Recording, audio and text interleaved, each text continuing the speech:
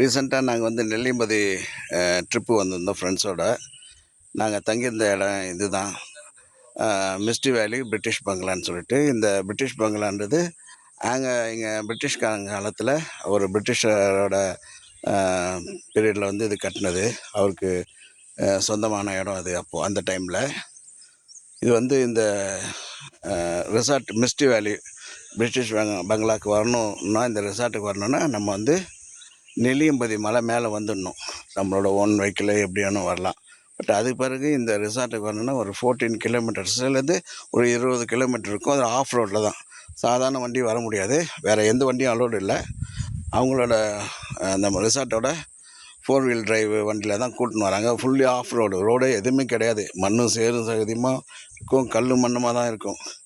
அந்த ரோட்டில் கூட்டின்னு வராங்க. அதுவே ஒரு தனி எக்ஸ்பீரியன்ஸ் தான். இங்கே வந்து மற்ற என்டர்டெயின்மெண்ட்லாம் எதுவும் கிடையாது. இங்கே வந்தால் ஃப்ரெண்ட்ஸோடு ரிலாக்ஸ் பண்ணலாம். அப்படியே இங்கே பக்கத்தில் ஸ்பெண்ட் பண்ணலாம். நைட் சஃபாரி கூட்டின்னு போகிறாங்க. நாங்கள் 2 நாள் ஸ்டே பண்ணியிருந்தோம் சார். 2 நாளுமே வந்து நைட் சஃபாரி வெவ்வேறு ரூட்டில் கூட்டின்னு போனாங்க. நமக்கு அங்கே வந்து இந்த பைசன், மானுங்க, மயில் இது மாதிரிலாம் நாங்கள் வந்து பார்த்தோம். மற்றபடி வேறு எந்த இது எங்கள் கண்ணுக்கு படல. பட் ஆனால் எப்போ வேணாலும் எது வேணாலும் வரணும்னு சொல்கிறாங்க. யானை வரும், சிறுத்தைலாம் நடமாட்டம் தான் சொல்கிறாங்க. கரடிலாம் வரும் அப்படின்னு சொல்லிட்டு. நல்லா அருமையாக இருந்தது. உங்களுக்கு வாய்ப்பு கிடச்சதுன்னா இங்கே நெல்லியம்பதியில் இந்த மிஸ்டி வேலியில் வந்து புக் பண்ணிவிட்டு வாங்க. முன்னாடியே புக் பண்ணிவிட்டு வாங்க.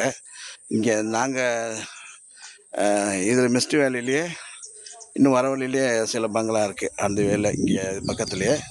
பட் இது வந்து ரொம்ப நல்லா இருந்தது. இது வந்து வின்டேஜ் பங்களா அப்படின்னு சொல்கிறாங்க. வின்டேஜ் பங்களான்னு ரொம்ப அருமையாக இருந்தது.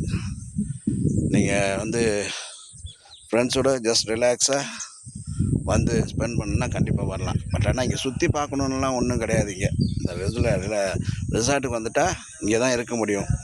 6 மணி பிறகு வெளியெல்லாம் போக முடியாது. இந்த ரூட்லாம் 6 மணியில் சாதாரணமாக தனியாலாம் போகக்கூடாதுன்னு சொல்லியிருக்காங்க. ஏன்னா எப்போ வேணாலும் எந்த விலங்கு வேணாலும் வரும், யானை வரும் அப்படின்ட்டுருக்காங்க, கரடி வரும்னு.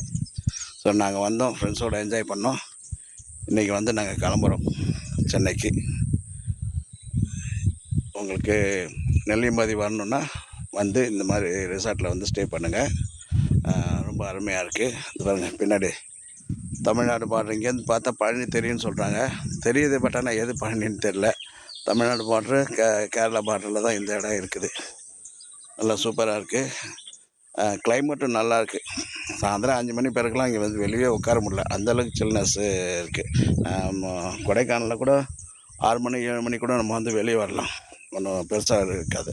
பட் இங்கே ரொம்ப அருமையாக இருந்தது நாங்கள் ஸ்டே பண்ண இந்த இடத்துல. முடிஞ்சால் நீங்களும் வந்து என்ஜாய் பண்ணுங்கள். தேங்க்யூ.